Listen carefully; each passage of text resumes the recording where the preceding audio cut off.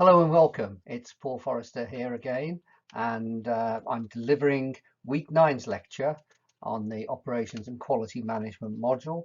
And week nine's topic was quality standards, accreditation, and awards. What we're going to be doing in this session is that we're going to look at accreditation schemes and quality certification and awards as an alternative route through to quality management. We've already looked and seen that there are different approaches, not just different approaches within total quality or TQM, but also the statistical process control approach and more traditional quality approaches. This in fact indicates that there is another, we could almost say a third route or third group of approaches that we can identify that people may undertake to improve their operations. And we'll be looking what it all means and looking at the benefits and also reflect upon some of the criticisms of quality standards, accreditation and award schemes. So what we're going to be looking at, we're going to be looking at quality standards and accreditation and certification and awards as a potential route through to improve quality and service within organisations. And a lot of this wraps around this notion of standards. So first of all, we'll be considering standards. Clearly, if we're trying to accredit or award certificates to organisations, we have to set standards and then assess whether the organisation has achieved those standards. We may do this through an audit or through some other form of assessment. So standards is what we're going to start with.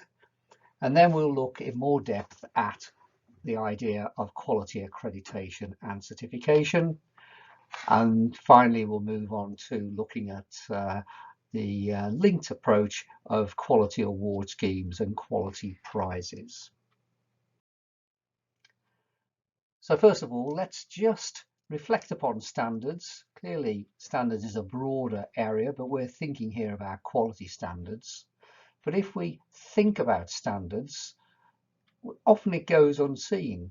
I'll ask you the question, what would happen if we had no standards? Standards, whether it's in terms of clothes sizes, whether it's in terms of quality systems or medical standards at hospitals or teaching standards. So the sort of things that we would notice if we didn't have standardization is that we would have poor quality, there'd be poor fit, not just of clothes, but of different items fitting together. For example, standardization of screw and bolt sizes and so on in manufacturing. We'd have incompatibilities. In other words, things wouldn't fit together. I mean, for example, imagine if we didn't have standard light bulb fittings and we'd have to craft and build individual light bulbs to fit particular fixtures. And also we'd have reliability problems. In fact, products and services would probably be dangerous. It's also a cost impact as well. It seems to make good sense in terms of standards that we establish a level playing field for ensuring quality benchmarks, fair competition. So in the UK, for example, we have the Office for Standards or various offices for standards such as energy pricing, Ofsted for schools and education, and so on. Okay, so we would notice quality problems, and also having standardization helps us to reduce costs.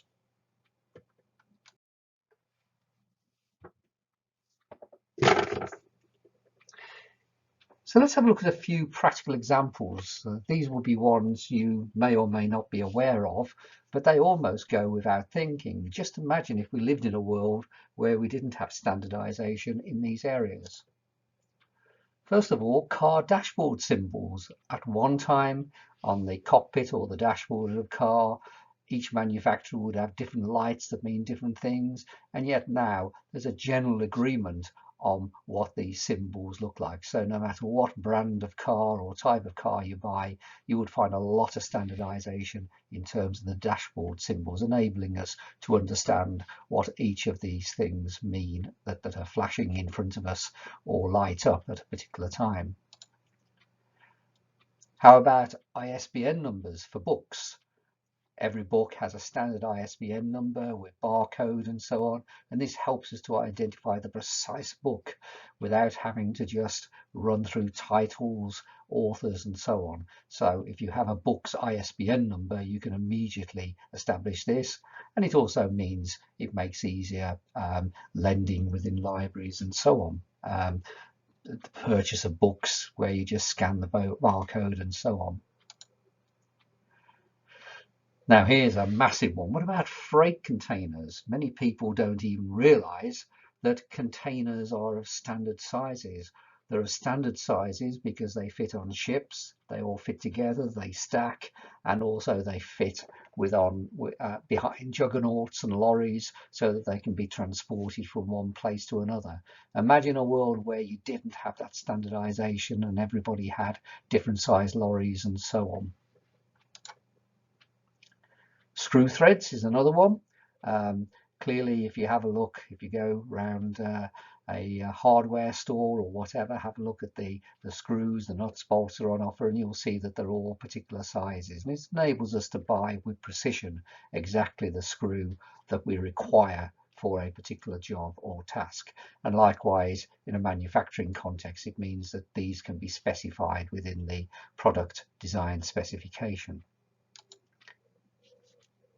And bank and credit cards. Imagine if all of these were individual, or imagine if banks each had their separate way of doing things with different coding and so on. We wouldn't have contactless payment. We wouldn't have all the other things that we would use your bank and credit cards for. It enables one machine to cope with all the different bank and credit cards that may be offered to it for payment. Okay, so standardization ensures good quality, good service, and also ensures reduction of cost. So standards are an important part of everyday life. The examples we've given there will have quality benefits, but we're going to start to focus on quality standards in particular and the accreditation schemes to match those quality standards. Now, remember from the earlier lectures, when we talked about what is a quality system, we talked about input and output and processes. We talked about the first level of quality as being an inspection or a test. The second level being this feedback and control, to control the processes to make adjustments. But we're talking here about the third level of control. This is where the audit, the quality audit comes in, making sure that the operation systems adhere to the standards that were set.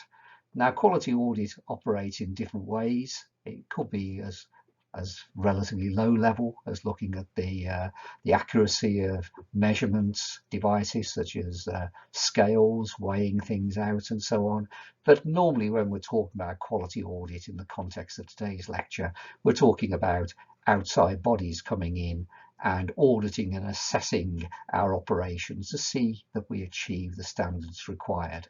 So, for example, for hospitals, the Care Quality Commission has identified standards and will assess and score and certify hospitals and other health and social care operators to the standards that they have. And obviously, if you don't achieve the minimum standard, there are issues with that.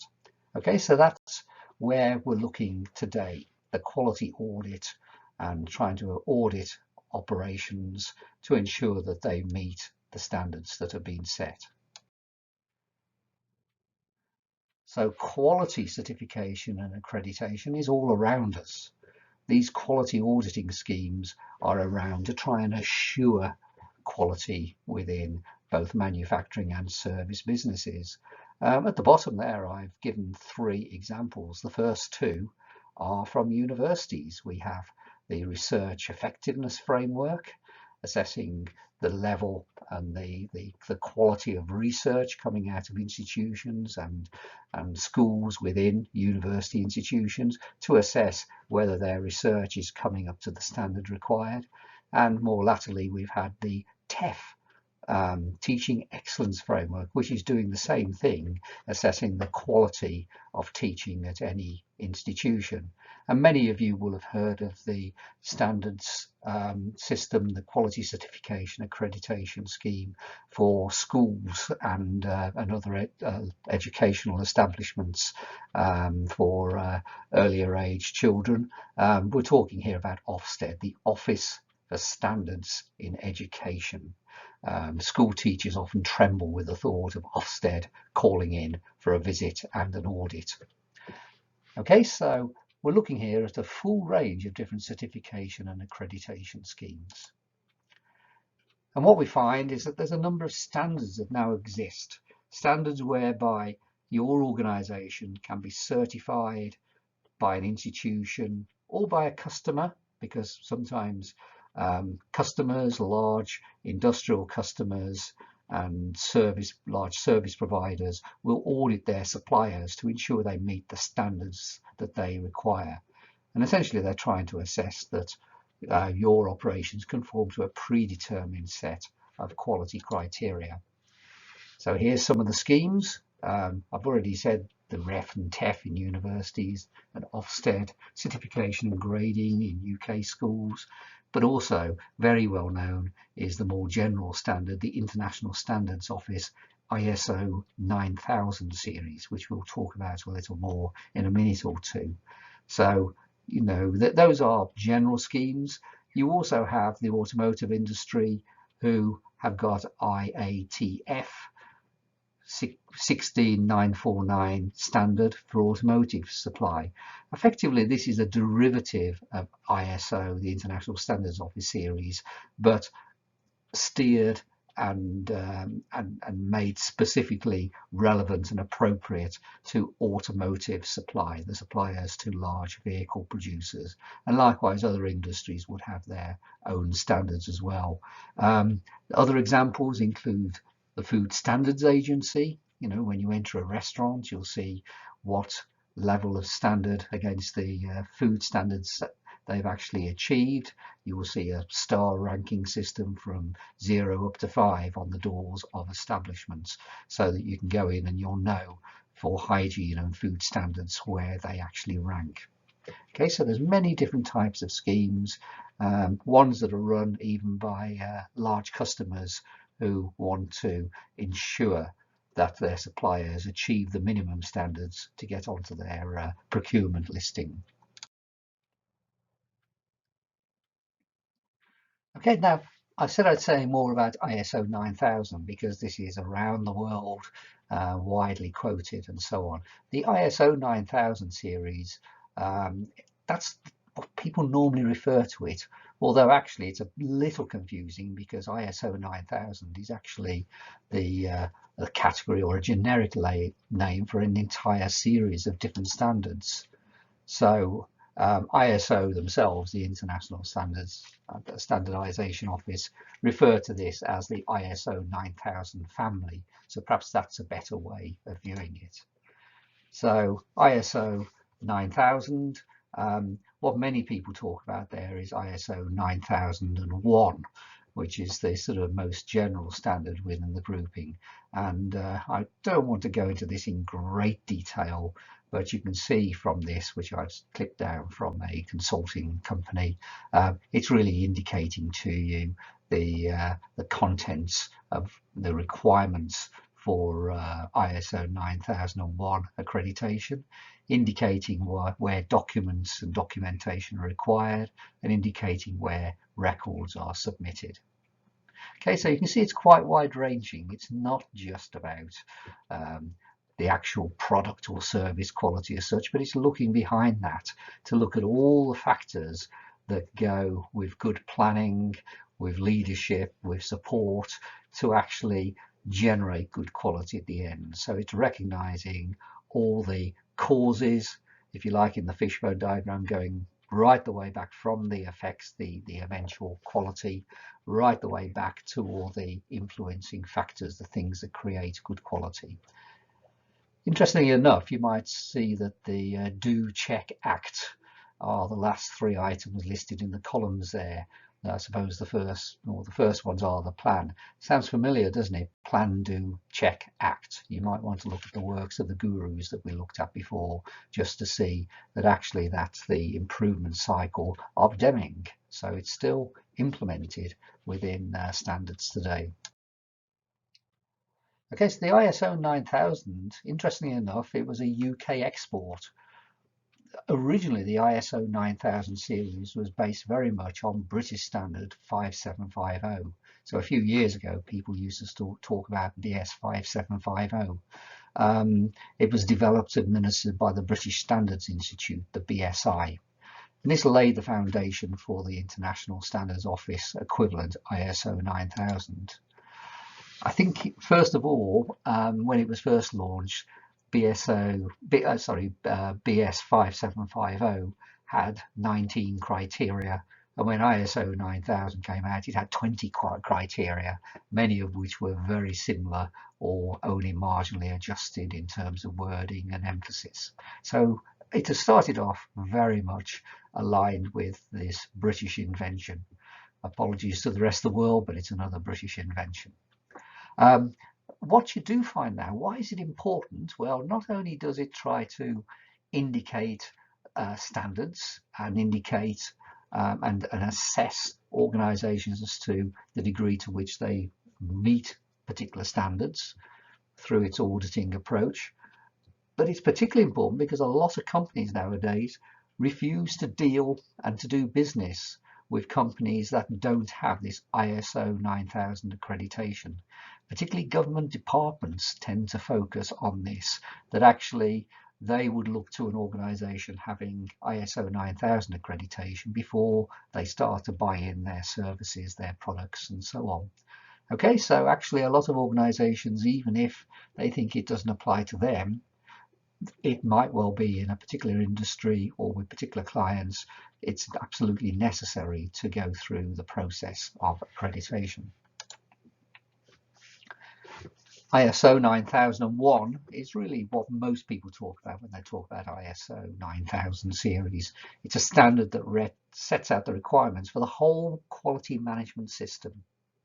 Remember from what we said before, the quality system looks at the processes themselves, the product design, then right the way through to inspection, the next level, quality control, and the auditing of processes. It helps businesses and organizations to generate better quality, be more efficient, improve customer satisfaction. At least that's the aim.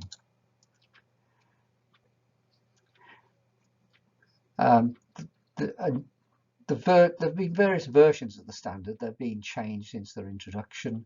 The last major change was in 2015, where ISO 9001 2015 was launched, replacing the previous version, which was developed 7 years ago. I guess we're pretty much lined up. I guess a change is due, an adaptation to match all of this to current operations and standard expectations. Now, just a little bit of caution here, because some people think that ISO 9000 or 9001 certifies the product quality or the service quality. It doesn't. It's actually a certification of the quality assurance procedures. It isn't a test of the quality of the service or a destructive test of the quality of the item. We have different approaches for that, don't we? We have the if you have a look on manufactured products that you've got, you will see that there would be something like a British Standards Institute kite mark on there, or the CE, which is the European standard. That's the product quality test, often particularly stressed with safety in mind. But ISO 9000 is looking at the quality processes, the organization and the quality systems. So it could be that a product is a relatively low quality, although produced on a high quality process. Now, when I say that, of course, it depends on your definition of quality, but clearly it isn't a guarantee that what you're buying is of the highest standard. It's more to do with the fact that it's certifying that the process is good. And conversely, you can sometimes find that a really good product process that's been accredited by an audit comes off the wheels later on, and actually, although a company is ISO 9000 accredited, the product and the delivery doesn't meet those standards. However, you would hope, and there is obviously a very direct correlation between having excellent quality assurance procedures and systems tending to lead towards good quality service and product quality. Okay, so it's not a guarantee that that product with ISO 9000 is better than one without, but clearly it's a very strong indicator. Okay, the latest version of ISO 9001, effectively it's sort of taken all the long list of criteria, around about 20 criteria, and it's actually grouped them into different sections. They call them requirement clauses, but effectively it's saying all those criteria we've now dropped into 5 different groups or categories. So the things they cover are the things we've covered on this course: quality management systems, management responsibilities, resources management, what's called product realization. This is effectively product design and quality of design through to translating that and delivery, and then measurement, analysis and improvement. So obviously the collation of process data, the measurement of that, its analysis, its monitoring, and using that for improvement. So those are the fields and the requirements under International Standards Office 9000 and 9001. I mentioned before this this quality standards example. The automotive industry has this more focused standard, IATF 16949, and this is used by many of the large vehicle producers now. Most of them have the policy that they only buy from suppliers who've reached this particular standard. When we start to look at this, it requires certification by a third-party auditor coming into your business. So somebody who's a specialist auditor who will be able to assess where your automotive supply business lies. And you can see there's actually a list of 9 areas where they'd be looking at. There's no need for me to go through all of those, but it's indicating how that has been modified to make it relevant to the automotive industry. Okay, so ISO 9000 is a series of awards ranging from more general ISO 9001, but then increasingly is being developed with specialist standards for particular industries. There are standards for the medical industry and so on as well. In fact, here we are. Here's the list of some of the sector-specific applications of ISO 9000 with their different ISO numbers. I already mentioned medical devices, electoral organisations at all levels of government, local government standards, business management system requirements for rail organisations. There's one for the petroleum industry, petroleum and gas industry, and there's one for the software engineering industry. Because although some of the principles are the same, there are some specifics that are quite different that need assessment, and different in emphases as to quality standards. Okay, so let's see what the ISO organization claim are the benefits for quality standards. They argue that quality standards, by going through the process of assessment, auditing and getting the accreditation, means that you improve the efficiency of your processes and not only make them more efficient, but that they're better aligned and better understood by everyone in the business, increasing productivity and efficiency, bringing costs down, etc. Also, standards and accreditation schemes are very much linked in many cases with statutory and regulatory requirements. So if you don't meet the minimum food standards agencies, they will close down your cafe, etc. It also has benefits for the organisation. You can actually use your ISO 9001 accreditation, for example, as a marketing tool. Um, it helps you expand into new markets. It also helps you find new customers because clients, as a minimum requirement, as an order qualifier, if you like, demand ISO certification before doing business with you. As a process, it helps you identify and address the risks associated with your organisation. Hence, it fits in with this notion of improvement. However, there are some big issues with the use of quality standards and accreditation schemes. As I've said before, it's an indication, not a guarantee of product or service quality. Yes, of course, if an organisation is accredited as reaching the standards, this is a good thing, and you're more likely to get good quality products and services coming out. But don't just take it that because somebody has accreditation that it will necessarily lead to that. I mean, just to give an example from the university, just because a university might have TEF Gold, Teaching Effectiveness Framework Gold, as we do at Keele, of course, but it doesn't guarantee. I think you may find, horror of horrors, that not all lectures are of the same quality of provision. So, that's an example. TEF Gold, fantastic, but it's a generic assessment, but there can be variation. And just because an organisation has TEF Gold, it doesn't mean necessarily the quality of every single tutorial or lecture or online delivery is of that highest standard.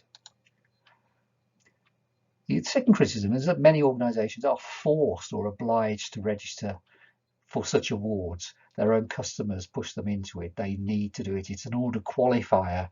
They're not doing it, given half the choice, they would rather concentrate on other areas, but they feel as if they're forced into it. Big criticism of ISO 9000 type schemes, BS 5750 and so on, is that it can be over bureaucratic, requiring lots of documentation, mapping, processes and so on. Now, ISO responds to this by saying it doesn't have to be that way. You can do things in more efficient ways, but I think there would be a lot of questions asked if you hadn't completed the full work instructions, process guidelines, the self-assessment document in great detail. So, the reality is with many of these accreditation schemes, including those in education, is a lot of work and energy is expended for many years just preparing the documentation for these. There's the other argument that just because somebody has produced a wonderful set of assessment documents and process manuals, does anybody actually follow that after the audit has been in? Do they just get, figuratively speaking, put back on the shelf, forgotten about until the next audit when somebody takes them down or uploads them again from the depths of their computer files, blows the dust off them and then puts them in action again? So, sometimes people would argue it doesn't necessarily mean sustained quality.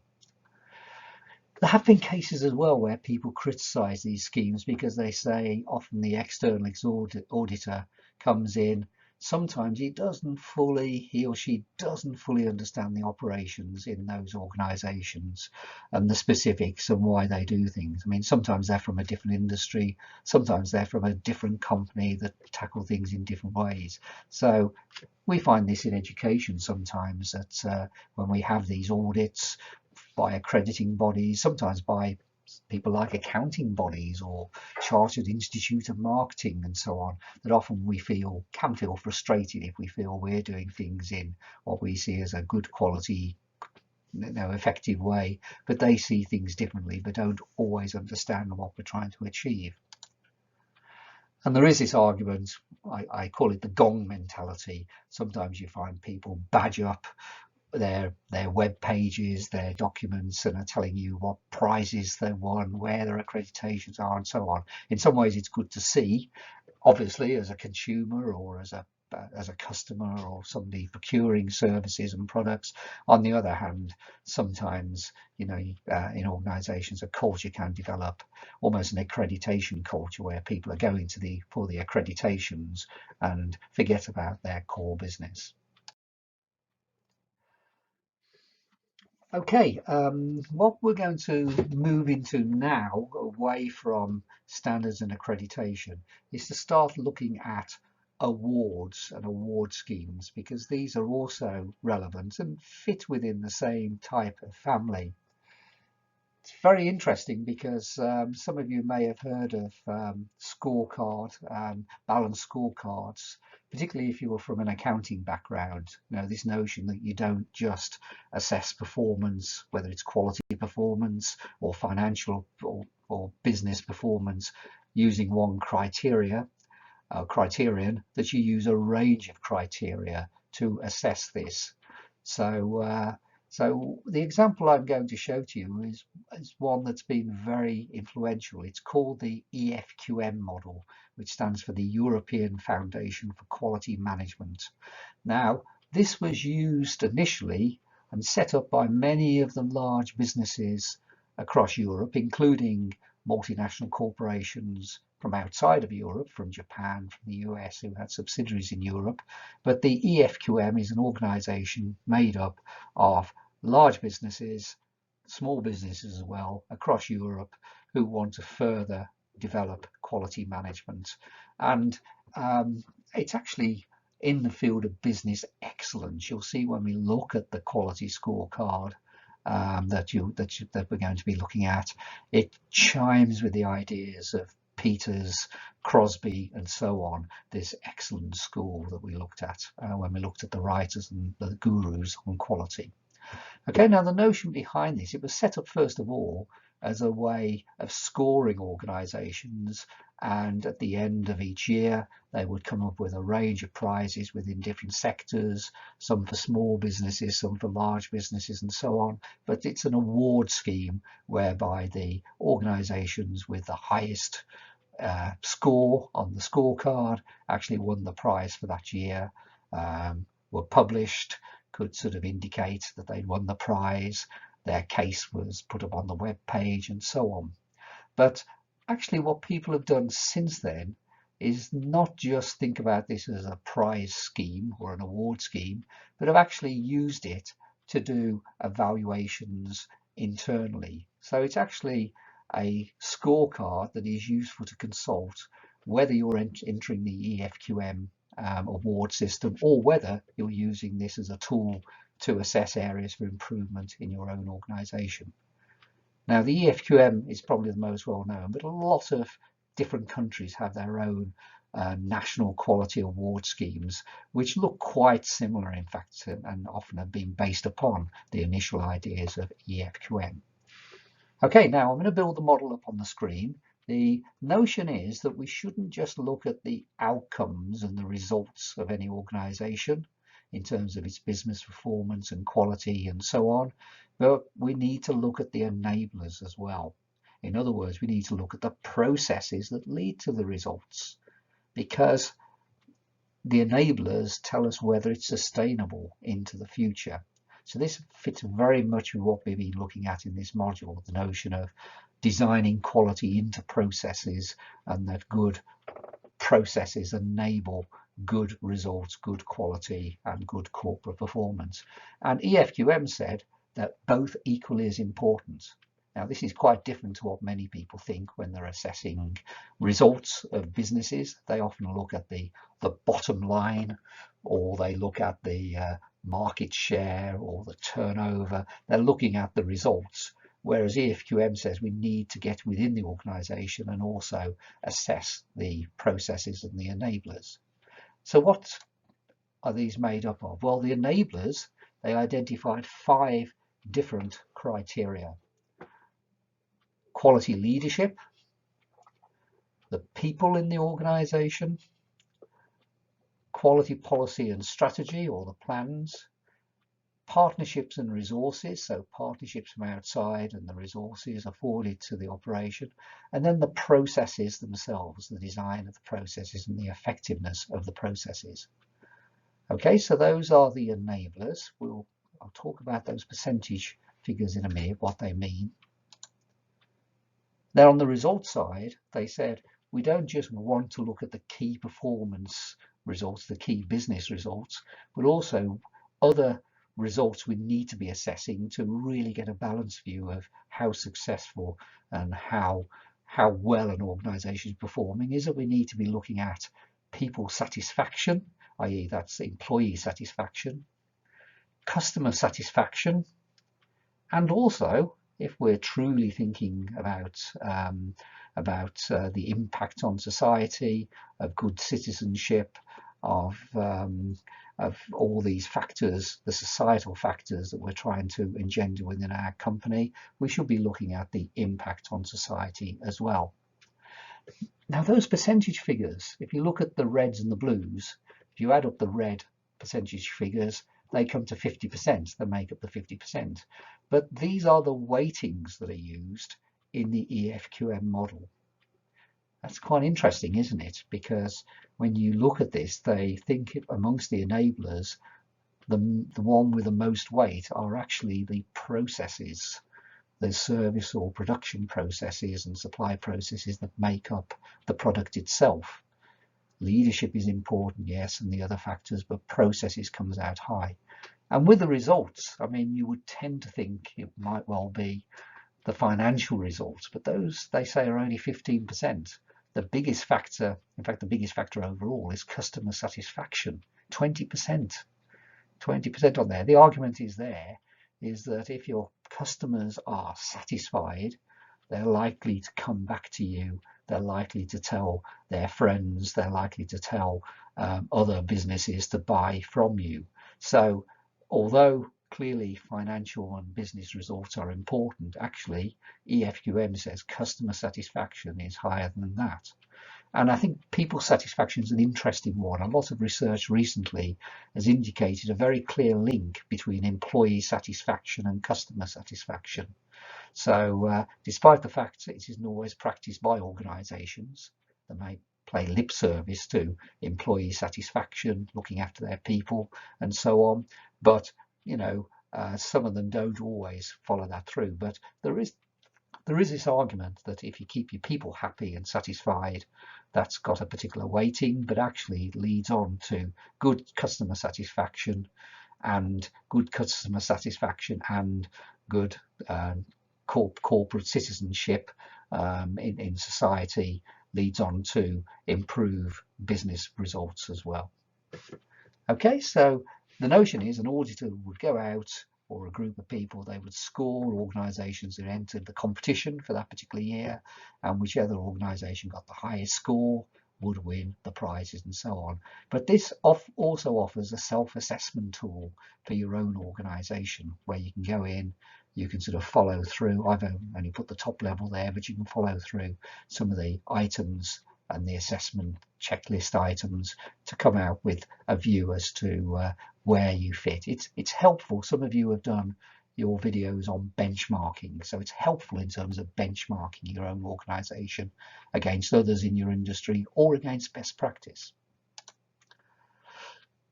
Clearly, from that assessment, the argument is there's a feedback loop. You know, it's always the same, isn't it, in this subject?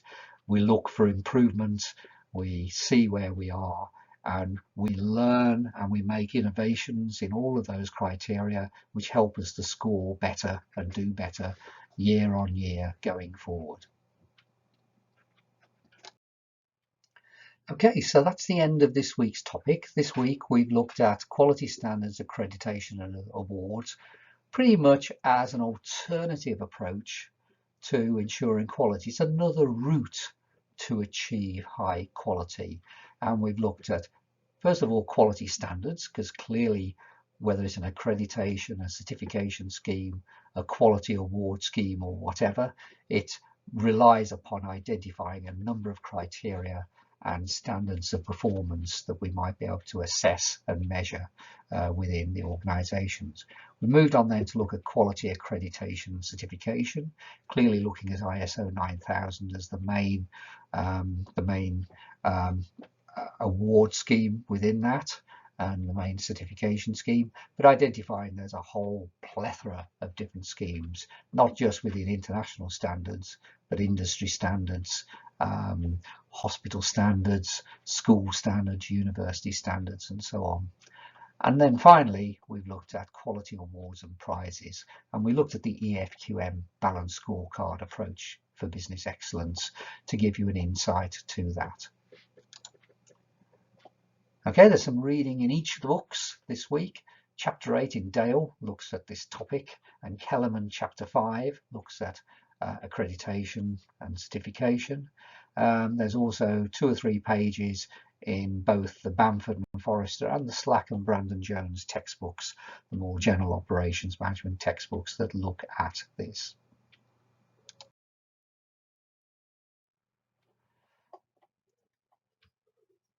Okay, what would have happened this week normally is that we would have been having our tutorials with a second set of video showcase sessions.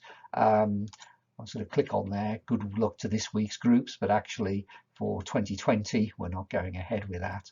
But I hope that you are being able to afford some time to look at the videos, the YouTube videos. I have loaded these up onto the KLE module pages, and this enables you to click on the link and to look at other groups' videos. So you might want to look at the other videos within your tutorial group, or look at people who tackled your topic in the other tutorials, or just look at your friends' videos just to see how they fared. Again, I think it's always interesting.